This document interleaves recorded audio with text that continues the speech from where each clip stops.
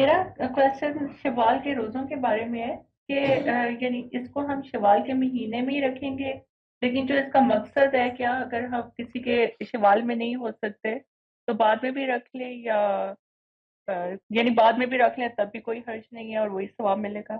جزاک اللہ۔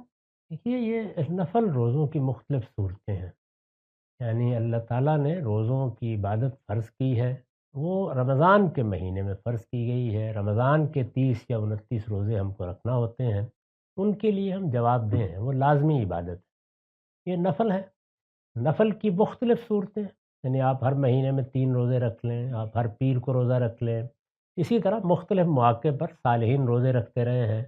حضور نے بھی اپنے لیے ایک طریقہ اختیار کیا ہوا تھا، یہ اختیارات ہے۔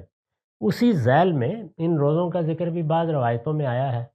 تو اگر آپ کو موقع ملا ہے کہ آپ اس طرح سے رمضان کے فوراً بعد وہ 6 روزے رکھیں، تو آپ دیکھیے اس کا جو اجر بیان ہوا ہے وہ سمجھ میں آتا ہے۔ رمضان کے روزے تھے، 30 روزے رکھے، پے در پے روزے رکھنا آسان کام نہیں ہوتا۔ آپ خیر و عافیت سے اس مرحلے سے نکلے، پھر آپ نے کہا کہ میں ابھی نفل پڑھوں گا یا میں ابھی نفل روزے رکھوں گا، تو یہ جو آپ کی مبادرت ہے، اس کے ساتھ اتصال ہے، پھر پے در پے رکھتے چلے جانا ہے، یہ اصل میں اس اجر کا باعث بنتا ہے جو بیان ہوا ہے۔ اگر وہ روایت صحیح ہے تو اس میں اس پہلو کو ملحوظ رکھیں، تو یہ اجر تو آپ کو اسی صورت میں ملے گا جب آپ اس طرح رکھیں گے۔ باقی نہیں موقع ملا تو کوئی فکر کی بات نہیں، کسی وقت نفل روزے رکھ لیجیے، اللہ تعالیٰ اجر دے گا اس کا۔